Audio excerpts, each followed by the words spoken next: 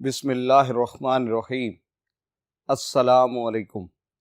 Dear students, my name is Professor Junaid Javed, and today we are going to discuss C language introduction, its history and advantages of C language. तो आइए आज के अपने topic का आगाज करते हैं। स्टूडेंट्स, इससे पहले हम लैंग्वेजेस को डिस्कस कर चुके हैं, उनकी टाइप्स को डिस्कस कर चुके हैं। उसके बाद हमने लैंग्वेज ट्रांसलेटर्स वाला आर्टिकल डिस्कस किया। अब सी लैंग्वेज बेसिकली इसके इंट्रोडक्शन में आप क्या बताएंगे? सी एक हाई लेवल लैंग्वेज है। हाई लेवल लैंग्वेज ऐसी लैंग्वेज है जो सिंपल टू यूज और इजी वर्ड्स इस्तेमाल करती है। इसमें हम वो कॉमन वर्ड्स इस्तेमाल करते हैं जो अपनी रूटीन की बोलचाल में इस्तेमाल करते हैं, तो प्रोग्रामिंग बहुत इजी हो जाती है। तो सी लैंग्वेज भी इन्हीं कैरेक्टरिस्टिक्स के साथ इंट्रोड्यूस की गई थी।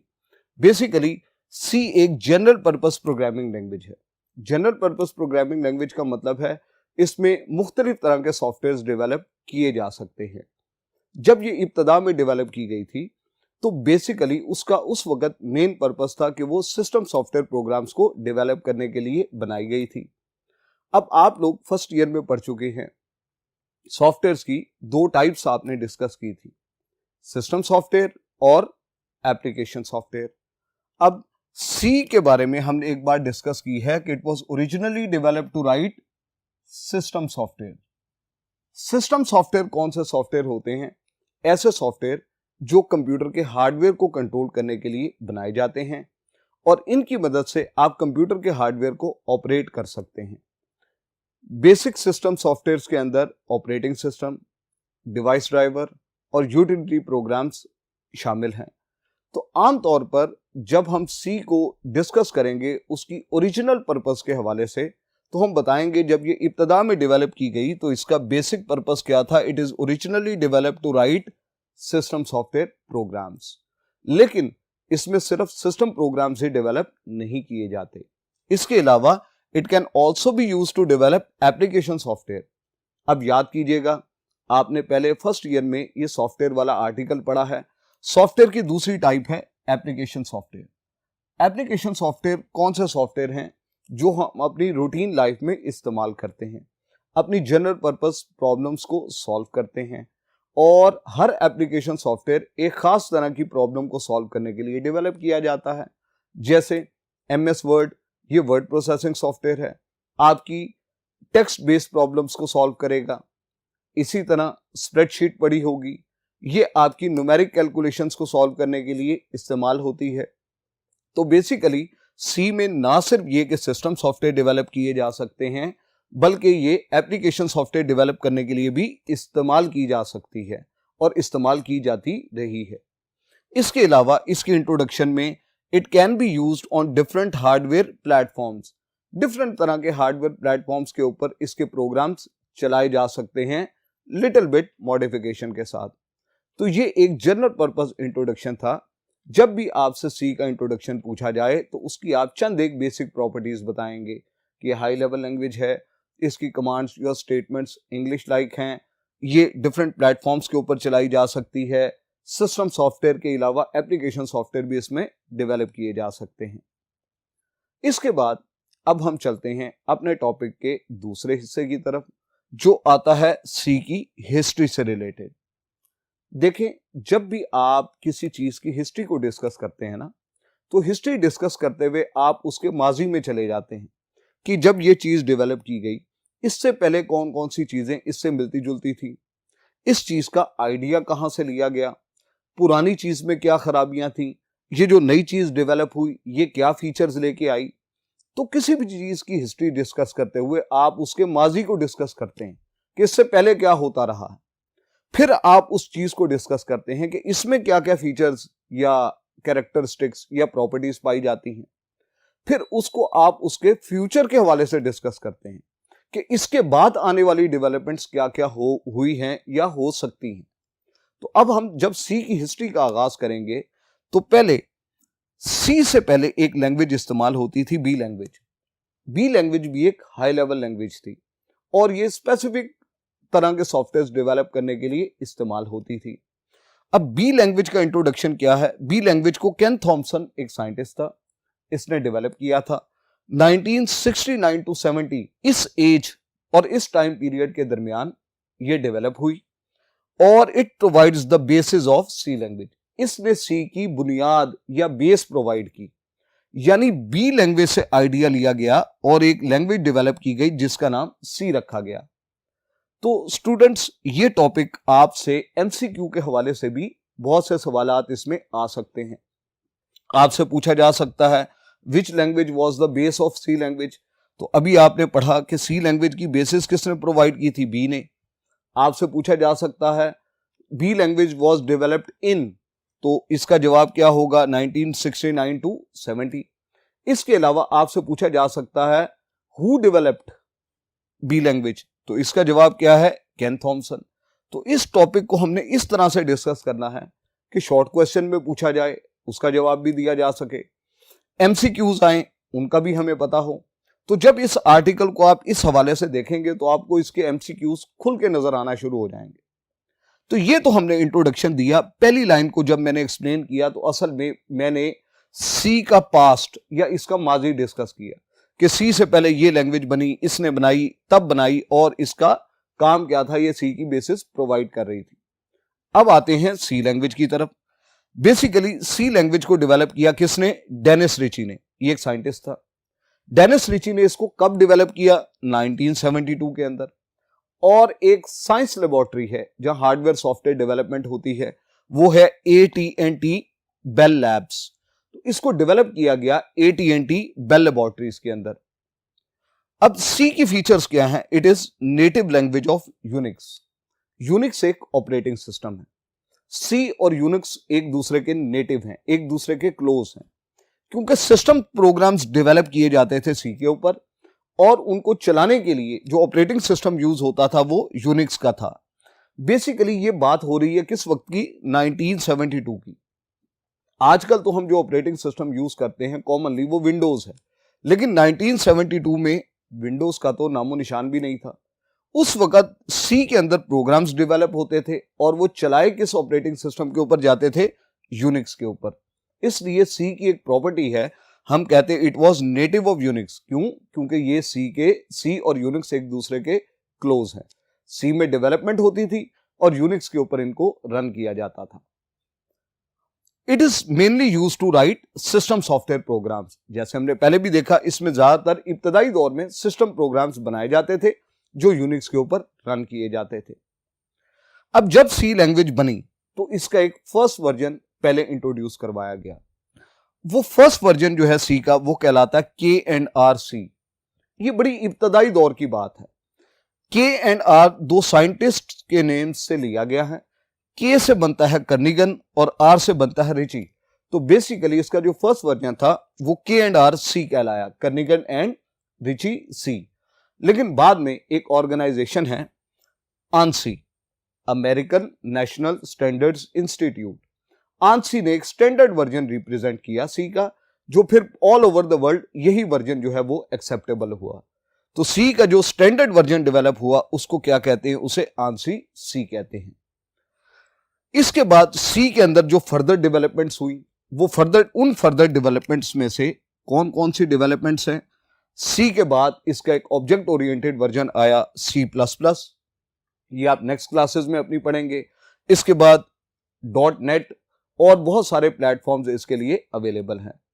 तो इसको हमने सी का पास्ट, सी का प्रेजेंट और सी का फ्यूचर, उसके हवाले से हमने इस टॉपिक को डिस्कस किया।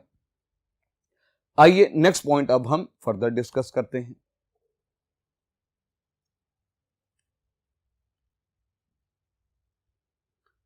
जी स्टूडेंट्स, तो सी का इंट्रोडक्शन हमने देखा, उसके बाद सी की हिस्ट्री को डिस्कस किया।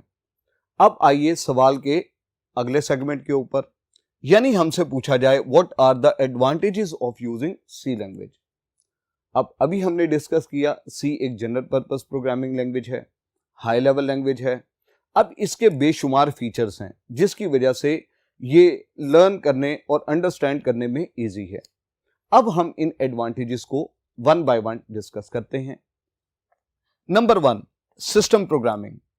अभी हमने इस चीज को हमने हिस्ट्री में भी देखा, सी जब बनाई गई थी तो इसका इब्तदाई मकसद क्या था कि इसमें ज्यादातर सिस्टम सॉफ्टवेयर बनाए जाते थे। तो लार्ज सिस्टम सॉफ्टवेयर बनाने के लिए जो जनरल पर्पस लैंग्वेज बनाई गई थी वो सी लैंग्वेज थी। तो मेन पर्पस तो इसका सिस्टम सॉफ्टवेयर डेवलपमेंट था, लेकिन इसके अंदर एप्लीकेशन सॉफ्टवेयर भी बनाए जा सकते हैं। अब इससे सी से पहले जो सिस्टम सॉफ्टवेयर हैं वो ज्यादातर लो लेवल लैंग्वेज के अंदर डेवलप किए जाते थे। मशीन लैंग्वेज या असेंबली लैंग्वेज उस कैटेगरी में आती हैं। जब सी डेवलप हुई तो सिस्टम सॉफ्टवेयर डेवलप करना as compare to low level languages आसान हो गया।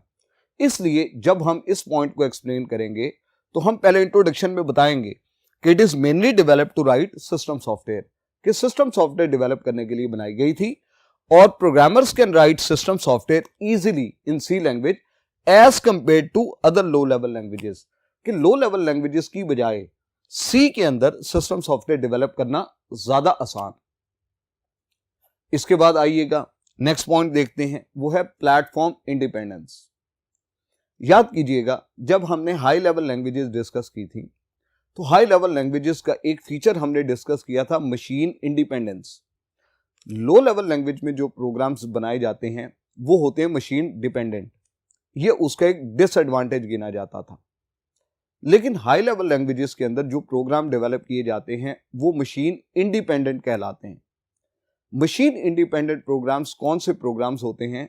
That can be run on any type of hardware platform with a little modification, यानी एक प्रोग्राम जो किसी हाई लेवल लैंग्वेज के अंदर डेवलप हुआ है उसको हम किसी भी तरह के हार्डवेयर प्लेटफॉर्म के ऊपर थोड़ी बहुत मॉडिफिकेशन के बाद एग्जीक्यूट कर सकते हैं। और इसकी एग्जांपल क्या हो सकती है? फॉर एग्जांपल आपने इंटेल की मशीन के ऊपर एक प्रोग्राम डेवलप किया है, उसको आप ट्रांसफर कर सकते हैं किसी भी और type of computer hardware platform के ऊपर थोड़ी बहुत तब्दीली के बाद। तो ये एक बहुत बड़ा फीचर है। आजकल आप लोग देखते हैं मोबाइल्स के ऊपर बेशुमार एप्स आपको अवेलेबल है, वो ऐप आपको रिस्ट्रिक्ट नहीं करती। आप किसी भी कंपनी का मोबाइल परचेज करें, वो ऐप उस मोबाइल के ऊपर उसी तरह इंस्टॉल हो जाएगी जिस तरह आपके पुराने मोबाइल के ऊपर इंस्टॉल होती थी। तो बेसिकली ये ऐप्स या जो सॉफ्टवेयर आजकल डेवलप हो रहे हैं ये मशीन इंडिपेंडेंट है, यानी किसी खास मशीन के लिए नहीं बनाए गए, बल्कि ये किसी भी टाइप की मशीन के ऊपर एग्जीक्यूट या रन किए जा सकते हैं। अब इस पॉइंट को हम कैसे एक्सप्लेन करेंगे? The programs written in C language are machine independent, ये मशीन इंडिपेंडेंट होते हैं। अब इसकी रीजन क्या होगी या इसकी एक्सप्लेनेशन क्या होगी कि programs written in C language can be executed on any type of computer system with little modification, कि थोड़ी बहुत तब्दीली के बाद उनको किसी भी टाइप ऑफ हार्डवेयर प्लेटफॉर्म के ऊपर एग्जीक्यूट किया जा सकता है। नेक्स्ट पॉइंट देखिएगा, वो है स्मॉल लैंग्वेज। स्मॉल लैंग्वेज हम सी को किस सेंस में कहते हैं? स्मॉल लैंग्वेज इस सेंस में कहते हैं कि it requires very small amount of memory on your computers hard disk. ये एक छोटा सा सॉफ्टवेयर है, यानी इसके अंदर जो प्रोग्राम्स डेवलप किए, यानी इसकी जो फाइल्स आप लोग डाउनलोड करते हैं अपने कंप्यूटर में इंस्टॉल करते हैं, वो आपकी हार्ड डिस्क के ऊपर जगह बहुत कम लेती है। ये कोई जीबीज में जगह नहीं लेती, बल्कि चंद मेगाबाइट्स इसका साइज होता है। एक छोटा सा सॉफ्टवेयर है जो बड़ी क्विकली आपके कंप्यूटर पे इंस्टॉल हो जाता है और सिस्टम के ऊपर स्पेस के हवाले से कोई बर्डन नहीं डालता। बड़ी लिमिटेड स्मॉल स्पेस लेता है आपकी हार्ड डिस्क के ऊपर। और इसी तरह चूंकि एक बहुत छोटी सी लैंग्वेज है तो it has very few reserve words. Reserve words का मतलब है कमांड्स या स्टेटमेंट्स जो आप लैंग्वेज के अंदर इस्तेमाल करेंगे। इसकी डिटेल तो आगे आएगी, अभी आप सिंपली ये याद रखिएगा लैंग्वेज के अंदर कुछ वर्ड्स होते हैं जो एक खास मकसद के लिए इस्तेमाल किए जाते हैं। उन वर्ड्स को, जिन वर्ड्स को लैंग्वेज अपने लिए रिजर्व कर लेती है, उन वर्ड्स को हम रिजर्व वर्ड्स कहते हैं। तो सी चूंकि एक छोटी सी लैंग्वेज है तो इसके रिजर्व वर्ड्स बड़े सिंपल और बड़े मुख्तसर से हैं। तो इन दो पॉइंट्स की बेस पर हम कह सकते हैं कि C is a very small language. तो ये हमने चंद एडवांटेजेस डिस्कस किए। आइए नेक्स्ट पॉइंट फिर फर्दर डिस्कस करते हैं।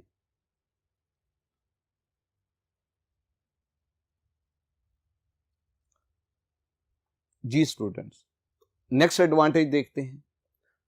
नेक्स्ट एडवांटेज है फास्ट कोड एग्जीक्यूशन।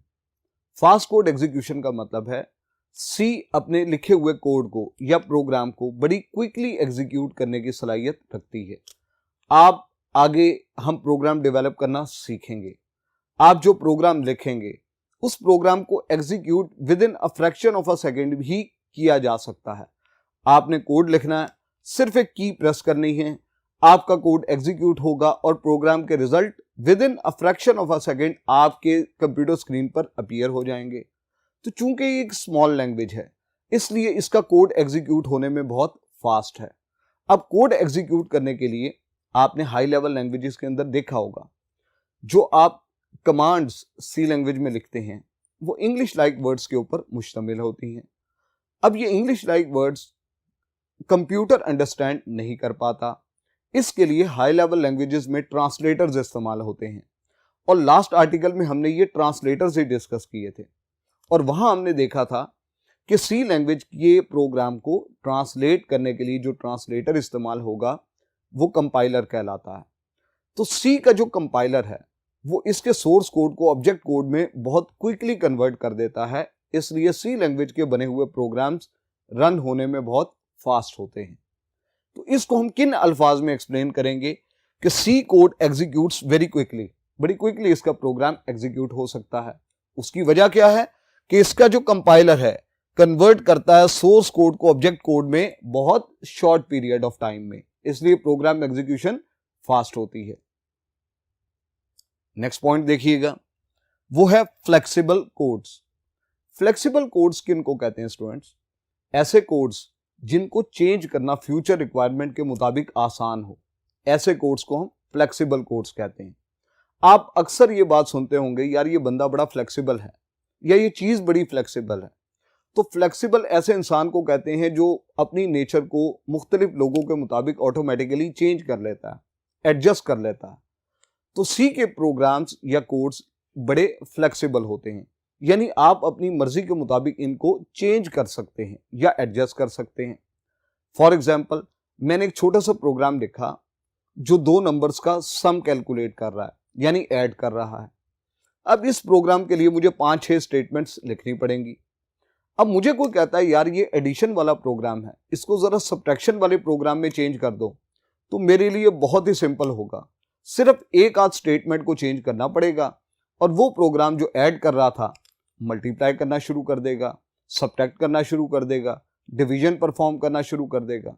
तो प्रोग्राम्स के कोड्स को चेंज करना बड़ा इजी है और एक प्रोग्रामर दूसरे के लिखे हुए कोड को भी इजीली चेंज कर सकता है, बजाय ये वो अपने प्रोग्राम को चेंज करे, किसी और के प्रोग्राम को चेंज करना भी इजी है। तो इसको हम कैसे एक्सप्लेन करेंगे कि changing codes according to your requirement is very easy in C language. आगे देखिएगा, नेक्स्ट जो पॉइंट है वो है स्ट्रक्चर्ड प्रोग्रामिंग लैंग्वेज। इससे पहले जब हमने लैंग्वेजेस का टॉपिक पढ़ा था उसमें हमने देखा था कि हाई लेवल लैंग्वेज के अंदर प्रोग्रामिंग की दो टेक्निक्स होती हैं, स्ट्रक्चर्ड और अनस्ट्रक्चर्ड। अनस्ट्रक्चर्ड टेक्निक पुरानी टेक्निक है, स्ट्रक्चर्ड टेक्निक मॉडर्न टेक्निक है। स्ट्रक्चर्ड प्रोग्रामिंग टेक्निक ऐसी टेक्निक है जिसमें आपका एक लार्ज प्रोग्राम डिवाइडेड होता है नंबर ऑफ स्मॉलर यूनिट्स में, और हर स्मॉलर यूनिट क्या कहलाता है? एक मॉड्यूल, और हर मॉड्यूल एक डिफरेंट टास्क परफॉर्म कर रहा होता है। यानी अगर आप इसको एक सिंपल डायग्राम से अंडरस्टैंड करना चाहें तो अगर आप हाई लेवल लैंग्वेज को एक्सप्लेन करें स्ट्रक्चर्ड के हवाले से, तो आपका एक प्रोग्राम डिवाइडेड है बहुत सारे छोटे छोटे यूनिट्स में।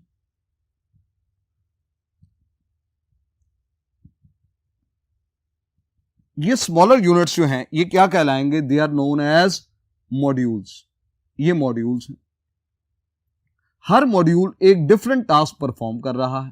तो ऐसा प्रोग्राम जो छोटे छोटे यूनिट्स से मिलकर बना हो, ऐसा प्रोग्राम मॉड्यूलर प्रोग्राम कहलाता है, और ये टेक्निक स्ट्रक्चर्ड या मॉड्यूलर प्रोग्रामिंग टेक्निक कहलाती है। इसका फायदा क्या होता है? इसका फायदा स्टूडेंट्स, इस प्रोग्राम को रीड करना आसान है क्योंकि ये स्मॉलर यूनिट्स पर मुश्तमिल है। अगर किसी एक मॉड्यूल में कोई एरर आ जाए तो पूरे प्रोग्राम को चेंज करने की जरूरत नहीं, सिर्फ इन्फेक्टेड मॉड्यूल को ही आप चेंज कर सकते हैं, उसकी डिबगिंग आसान है। तो प्रोग्राम को लिखना, चेंज करना, रीड करना, डीबग करना इजी होता है as compare to structured programming technique. तो ये भी सी का एक बेनिफिट ही है कि वो एक स्ट्रक्चर्ड प्रोग्रामिंग टेक्निक है जिसमें प्रोग्राम स्मॉलर यूनिट्स पर मुश्तमिल होता है। और एक और एडवांटेज जो हमने डिस्कस करना है वो है it is easy to learn and use. और ये तो बड़ा सिंपल सा एडवांटेज है, इसमें आप बहुत सारी बातें लिख सकते हैं। इजी टू लर्न इसे क्यों कहते हैं? क्योंकि ये एक सिंपल लैंग्वेज है। इसके अंदर जो सिंटैक्स है वो बहुत इजी है। सिंटैक्स से मुराद क्या है? वो रूल्स जो लैंग्वेज में प्रोग्राम बनाने के लिए फॉलो किए जाते हैं।